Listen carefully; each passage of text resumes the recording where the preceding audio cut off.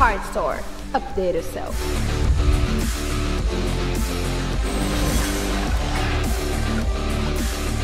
E aí galera, aqui é a Juki e bem-vindos a mais um vídeo aqui no canal. Antes de mais nada, queria agradecer a Hard Store por nos ceder essa peça, a Gigabyte GA H270M Gaming 3. E claro, o site da Hard Store vai estar aqui na descrição, junto com um link direto para essa placa e o canal que eles também têm aqui no YouTube. Logo abaixo vocês vão encontrar o nosso Facebook, Instagram, Twitter e SQFN. Agora, bora pro que interessa. Hoje a gente vai explorar uma placa que a Gigabyte disponibilizou há poucos meses e que foi a primeira na sua categoria a ser produzida no país.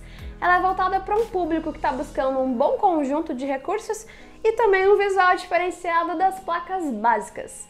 Ela é voltada para a construção de um PC gamer e está numa faixa de preço abaixo das high-end, que são as realmente caras. Trata-se da Gigabyte GA H270M Gaming 3, que é uma placa micro ATX baseada no chipset Intel H270. Chipset esse que está posicionado acima do H110, que é um chipset voltado para as placas mais básicas, e também acima do B250, que é um chipset mais comumente encontrado em placas voltadas para as aplicações business. O H270 também está logo abaixo do Z270, que é o chipset mais completo e mais sofisticado para as placas com soquete 1151. Isso significa que placas como a H270M Gaming 3 estão posicionadas logo abaixo das mais completas e caras, ou digamos assim, estão no top das medianas ou mid-range. Conforme eu disse há pouco, então, essa é uma placa que tem a proposta de atender à montagem de um computador gamer. Isso significa que a gente espera um visual um pouco mais elaborado do que encontraríamos numa placa mais comum, recursos e uma performance de rede mais sofisticada para todos nós que jogamos online, além de um áudio mais sofisticado do que a gente encontraria em placas mais básicas. A placa conta com um slot para receber um SSD do tipo M2 com até 110 mm de comprimento, ou conforme mencionado em documentos que exploram melhor as especificações dos SSDs, formato 22110. Aqui a gente vai ter a utilização de uma interface PCI Express 3.0 X4, o que nos abre aqui a banda de 32 GB por segundo, algo em torno de 4 GB por segundo. A gente pode inclusive fazer a instalação de SSDs que utilizam o protocolo de comunicação NVMe, que é o Non-Volatile Memory Express. Isso nos abre a possibilidade de instalarmos nessa placa os melhores SSDs que estão disponíveis no mercado, como o Samsung 960 Pro, explorando o seu melhor potencial. A presença do chipset Intel H270 garante a compatibilidade com os novos dispositivos Intel Optane Memory, que se trata basicamente de um SSD do tipo M2 que utiliza interface PCI Express 3.0 X2 e usam também o protocolo de comunicação NVMe. Neles você não vai colocar seus dados, eles na verdade atuam como cache ou aceleradores de HDs convencionais. E sobre seus PCBs do formato 2280, você vai encontrar 16 ou 32 GB de memória Intel 3D Crosspoint. Memória essa que entrega latências ou tempos de espera muito inferiores ao que a gente normalmente encontra nas NAND Flash, que são as memórias dos SSDs convencionais. Isso significa que essa memória é muito mais rápida e, como os especialistas dizem, está muito mais próximo em seu projeto da Phase Change Memory do que as NAND Flash. E vale registrar que aqui no Brasil já é possível comprar bundles ou conjuntos de HDs de alta performance, como o Seagate Barracuda Pro de 6, 8 ou 10 TB, junto com o Intel Optane Memory, os dois saindo por um preço inferior do que ser comprado separadamente.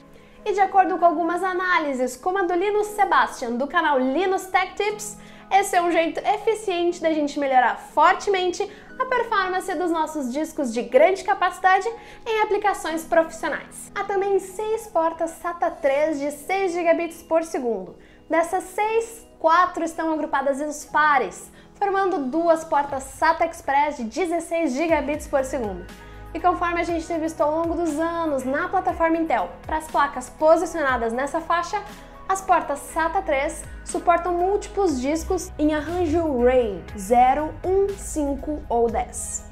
A placa conta com 4 slots de memória e pode receber até 64 GB de memória DDR4, operando a frequência padrão de 2133 MHz. No caso da instalação de um Core i de 7ª geração ou Kaby Lake, essa frequência padrão passa a ser 2400 MHz. Para os entusiastas de memórias operando a frequências brutais, vai ser necessário partir então para uma placa com o chipset Z270. E se para a gente conseguir os melhores resultados online é necessário ter uma boa conexão, é imprescindível que a nossa placa ou controlador de rede também sejam de qualidade, porque eles definitivamente vão influenciar na nossa experiência. Aqui a gente tem um controlador de rede Intel Gigabit i219V. Ele garante menores latências e, consequentemente, uma performance melhor do que outros chips de rede que a gente pode encontrar em placas de volume. Outra coisa bem interessante é que ele tem taxas menores de ocupação no processador, deixando o processador então um pouco mais livre para colocar sua força no que realmente importa, que nesse caso é o jogo. Ao pacote de software que acompanha a placa-mãe, a Gigabyte teve todo um capricho de adicionar o CFOS Speed, que é um programa voltado a Traffic Shaping e tem alguns recursos de priorização de pacotes. Com ele, a gente, por exemplo, poderia disponibilizar uma maior parte da nossa banda para o jogo, principalmente quando existe alguma outra aplicação rodando que também utiliza a nossa banda. Com relação aos slots para as placas de expansão, o que chama atenção de cara é o fato de termos 2 slots PCI Express 3.0 x16, o que nos dá suporte ao AMD Crossfire X, ou seja, 2 placas gráficas com chips AMD Radeon operando juntas. Para os entusiastas de NVIDIA SLI, ou seja, 2 placas com chips NVIDIA GeForce, vale lembrar que placas baseadas no chipset H270 não suportam esse recurso, pelo fato de o segundo slot, que é fisicamente x16, ser sempre eletricamente um x4.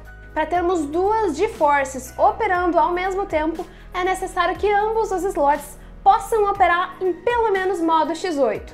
Nesse caso é necessário uma placa um pouquinho mais avançada, com o chipset Intel Z270. Ainda assim, o suporte ao AMD Crossfire X é muito interessante. Além de termos a opção de jogarmos com 2 Radeons RX 580, por exemplo, ainda podemos estudar a possibilidade de entrar no mundo da mineração de cryptocurrencies, como o Ethereum ou tantas outras opções que temos por aí, começando com 2 placas gráficas e meio à febre de mineração ainda em curso. O chip responsável pelo áudio aqui é um Realtek ALC 892.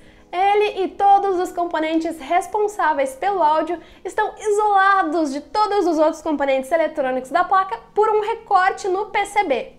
A isso, a Gigabyte deu o nome de Audio Noise Guard, dando a entender que sua função é justamente proteger o áudio de qualquer interferência que possa vir dos outros componentes da placa. Um cuidado que vale registrar é que na região do áudio a gente vai ter capacitores especializados, que foram criados especificamente para equipamentos de áudio, como mesas de som, receivers, players de Blu-ray, e também nós temos aqui no pacote de software um software para a parte de áudio, chamado Creative Sound Blaster X5MB5. Caso ainda assim o usuário queira reaproveitar alguma placa de áudio mais sofisticada de algum computador velho ou alguma coisa assim, essa placa conta com 2 slots PCI clássicos de 32 bits e 33 MHz. A Gaming 3 tem 4 conectores com 4 pinos para as ventoinhas. Todos eles são capazes de entregar uma corrente de até 2 amperes. Isso significa que eles podem lidar com bombas de kit de refrigeração líquida. Além disso, podem ser controlados de uma forma mais inteligente através do software Smart Fan 5.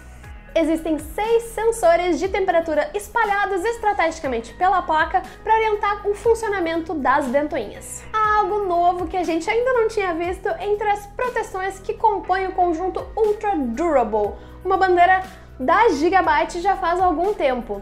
que diz respeito ao fato de termos algumas proteções contra descargas eletrostáticas, sinaliza o uso de capacitores de alta qualidade, entre algumas outras características. Trata-se da Anti-Sulfur Protection, que tem o objetivo de minimizar a reação química que pode fazer com que algum resistor abra ou tenha algum curto e faça com que a placa simplesmente pare de funcionar. Um capricho pequeno, mas que é muito bem-vindo nessa construção. E a gente espera que vocês tenham gostado de saber um pouquinho mais sobre a GAH270M Gaming 3. Eu vou ficando por aqui, até a próxima!